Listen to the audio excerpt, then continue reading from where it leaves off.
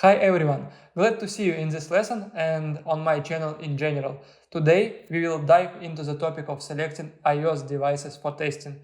This theoretical topic is highly important from a practical perspective because everyone involved in mobile app testing inevitably faces the challenge of choosing devices. This is also a question that often comes up in job interviews. So watch carefully and at the end there will be a small homework assignment for you. Let's go! Selection of iOS devices for testing. In this lesson, we will focus solely on selecting iOS devices, specifically iPhones. This is because mobile applications are primarily developed for smartphones, and in most cases, you will be testing mobile apps for phones rather than iPad or Apple Watch apps. Device selection for testing is one of the most popular topics in mobile testing. It's a highly practical subject as your approach to choosing real devices impacts not only the expenses for acquiring them but also the quality of your testing efforts. Every tester, whether just starting out or a seasoned professional, faced the challenge of selecting devices for testing. On one hand, the more devices you have, the greater the variability you can cover. On the other hand, time and budgets are not unlimited. At the same time, having too few devices can lead to missed device-specific bugs and prolonged fixes. In this regard, iOS has an advantage over Android as the selection is relatively limited. However, you will still need to choose and prioritize devices. This question often comes up during job interviews, where you might even be asked to select devices for testing. After this lesson, I am confident that this task won't be a problem for you. When starting mobile application testing, we always need to determine which devices to test on. Testing on all devices would take far too much time, even with Apple's relatively closed ecosystem.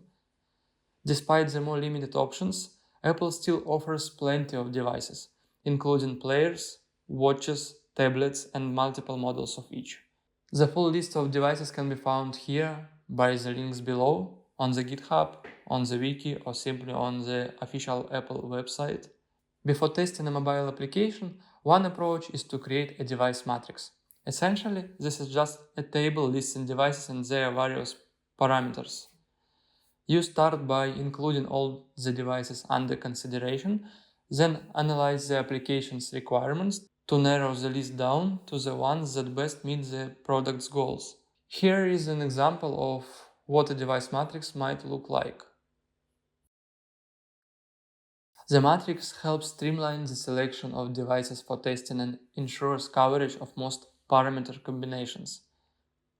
A typical iOS device matrix includes the following parameters: operating system and its version, screen resolution, screen size, processor, mostly relevant for Android but for iOS only for highly demanding applications.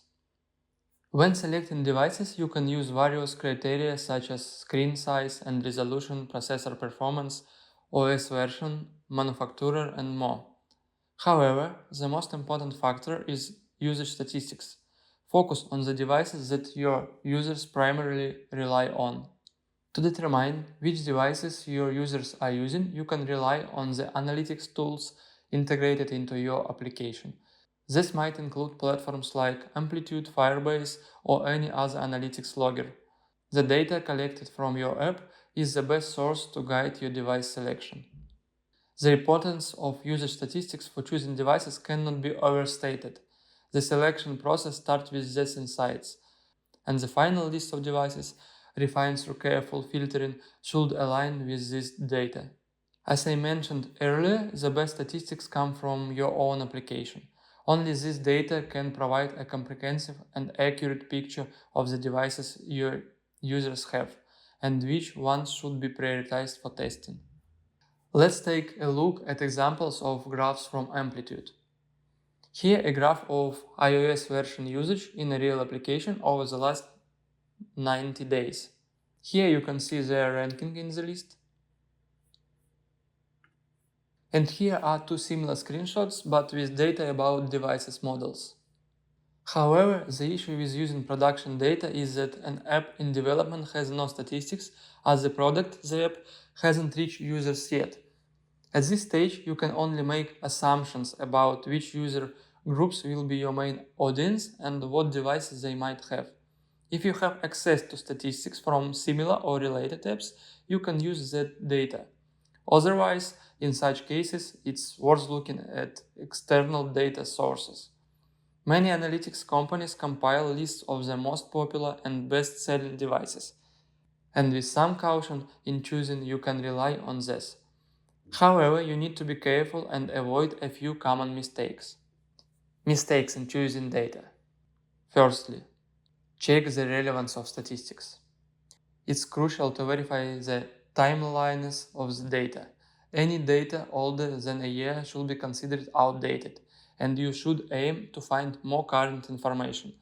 Outdated data can only serve as a reference when no more recent data is available. In just a year, the top 10 most popular devices can change almost completely when it comes to Apple products. A new operating system and an entire line of devices are usually released every year. Plus, iOS users tend to update quickly compared to Android users. Secondly, consider the market you are targeting. Device popularity varies greatly from country to country, depending on factors like price, operating system, and many others. A device that is number one in sales in the US might not even make the top 10 in India and vice versa. Therefore, using global popularity data for local markets is a significant mistake. Thirdly, don't confuse lists of most popular devices with the best devices. Many people confuse the best-selling devices with the most powerful or expensive ones. This is a common mistake. For example, the best-selling device in 2024 might be the latest iPhone 15 Pro, for example, which was released in the fall of 2023. However, the percentage of users who own such a phone will be very small. Let's take a short break, during which I would like to ask you to give this video a like. Every like helps promote this video and grow the channel, and it means a lot to me. Also, don't forget subscribe to the channel, as new lessons are released weekly. Don't miss out. Now, let's go back to our lesson. Regarding external data analytics. On the Apple website, there is some basic statistics available. Here you can find a chart showing the current distribution of iOS versions. This is useful for a quick assessment of the market share of different OS versions. You can access this data in the following link.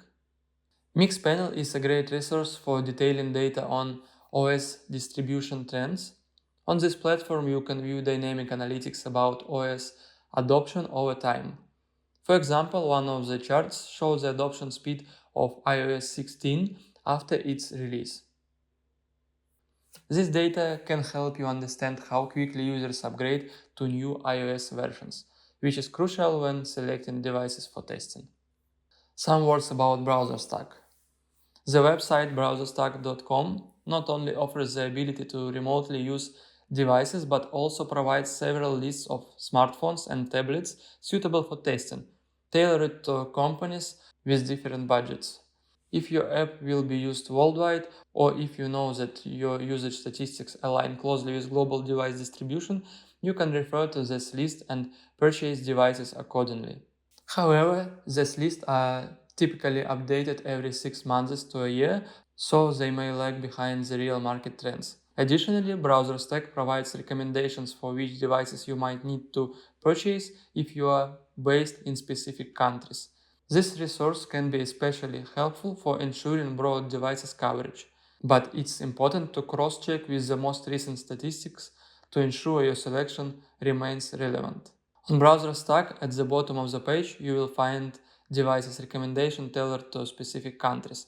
This list suggests additional devices to purchase based on regional market data. By focusing on the most popular devices in particular countries, you can ensure more accurate and localized testing coverage. As you can see, the list includes not only iOS devices but also Android devices.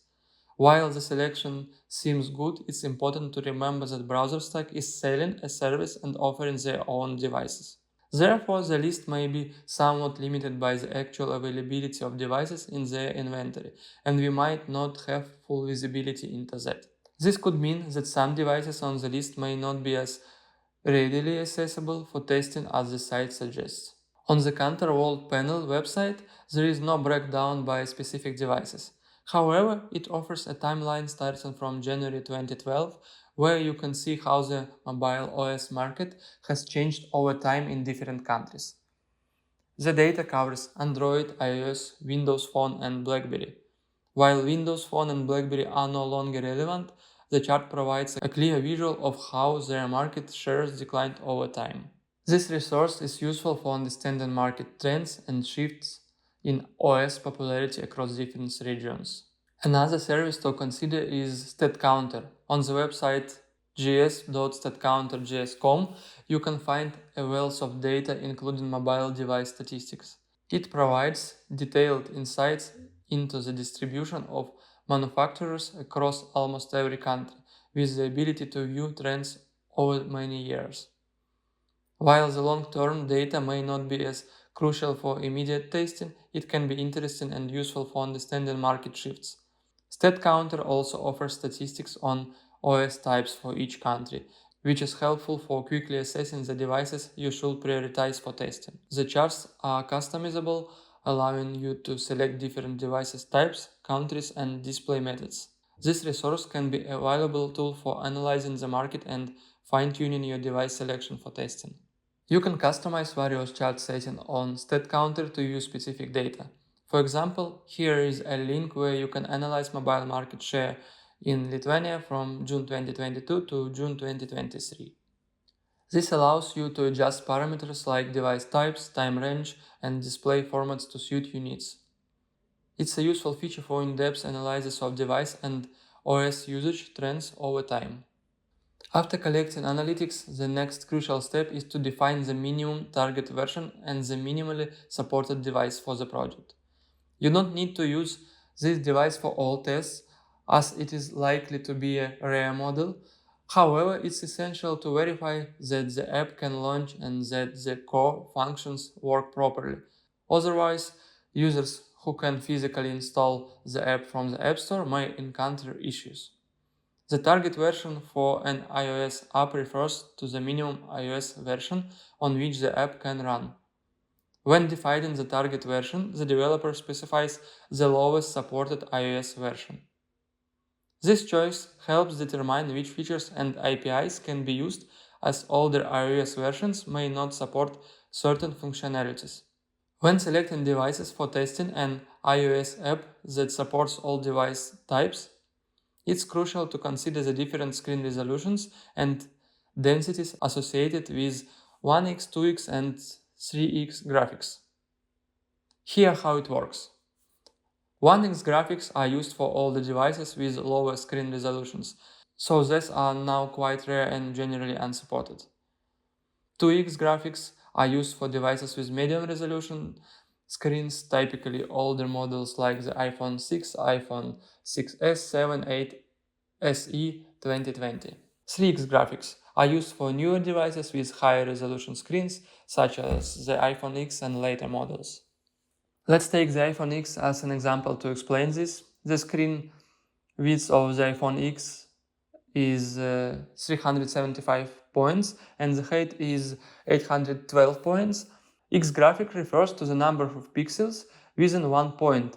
The iPhone X uses 3x graphics, which means that the number of pixels in width is 375 points multiple 3, 1125 pixels, and in height it is 812 points multiple 3 equal 2436 pixels. Therefore, the screen resolution of the iPhone X is 1125 pixels x 2436 pixels.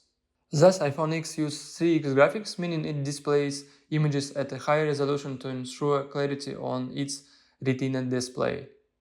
Here is the screen resolution information for various iPhone models along with their respective graphics scaling. You can find screen information for iPhone, iPad and iPod at www.iosresolution.com. Also, you can see for iPad 2x graphic is the most relevant. Here also you can find information about screens for iPhone, iPad and iPod. You can find the processor architecture of iOS devices at the following link. This site provides detailed specification for various iOS devices, including processor types and other hardware details, which can be useful when selecting devices for testing based on performance or compatibility with certain features. As you can see from the variety of devices, screen sizes and iOS versions, testing on all Apple devices is practically impossible. It would require a huge budget and even more time. Our main goal is to select devices in such a way that we cover 90% of the user devices. From experience, if we are talking about iPhones only, 3-5 devices are usually enough for full coverage. It's important to note that Apple reviews apps on the latest stable version of iOS. Therefore, testing the app on the latest available operating system is a must. Otherwise, you might face a situation where the reviewer encounters a bug specific to that OS version, and this could result in a rejection, meaning the app will be sent back for revisions. We will talk more about how an app gets into the App Store and the review process in later lessons. So the device selection boils down to the following scheme in order of priority through possible alternatives if we are talking about an app for all devices. By model, 2-3 main iPhones with different form factors, 2x and 3x graphics, 2-3 main iPads with different form factors, Apple Watch, 2 different screen sizes. By iOS version, current stable version, for example iOS 18, this gets the highest priority, last beta, iOS 17, iOS 16, and the minimum supported version for your app, for example iOS 14. By watchOS version, current stable version should have highest priority and last beta. By tvOS version, current stable version with highest priority and last beta. In my practice, I have never tested the same app on more than 4 devices. Of course, the more devices and OS versions you test, the larger your final sample size will be. But don't forget that our goal is to optimize and cover as much as possible with the minimum numbers of devices. Because the more devices you have, the more time it takes to test. Testing on 2 devices is much less time consuming than on 4, it's double or quadruple the time. Also, one more thing. I have been talking about ideal conditions here, but such conditions might not always be available. You might be limited by the devices available in your company, and in that case you should make the best selection based on what you have. Essentially, use the same approach, but apply it to the limited set of devices you have. As you can see, selecting devices requires using various sources with different levels of accuracy and relevance. Of course, no one expects a tester to consult all these resources every time they need to buy more devices. But you can always pick websites that are suitable for specific tasks and stay updated on the latest information from them. Homework. Based on the following data, select a list of 5 devices for testing the application. Only iPhone devices are supported. The target version is 16.0. Data on the most used OS version is shown in the graph below. Data on the most used devices is shown in the graph below. You can pause and see more careful.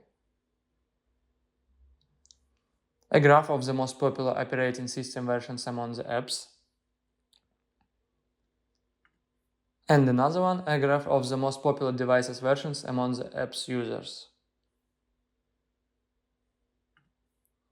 You need to not only list the devices, but also write explanation of the reasoning behind your device selection. This is exactly what you will be asked in an interview. And additional task. Let's complicate the previous task and add iPad support to all the previous conditions. Target version iPadOS 16.0. No additional data is available. You need to select iPhone and iPad devices for testing. Bye bye. See you in the next videos and in the next lessons. That's all for now. Don't forget to complete the homework and share your solutions in the comments. I will reply to everyone who submits their work. Let me remind you how important this is. as it helps you reinforce the knowledge you have gained through practice. Also, don't forget to like this video and subscribe to the channel. That's it from me. Thank you for your attention and see you in the next lesson. Bye bye.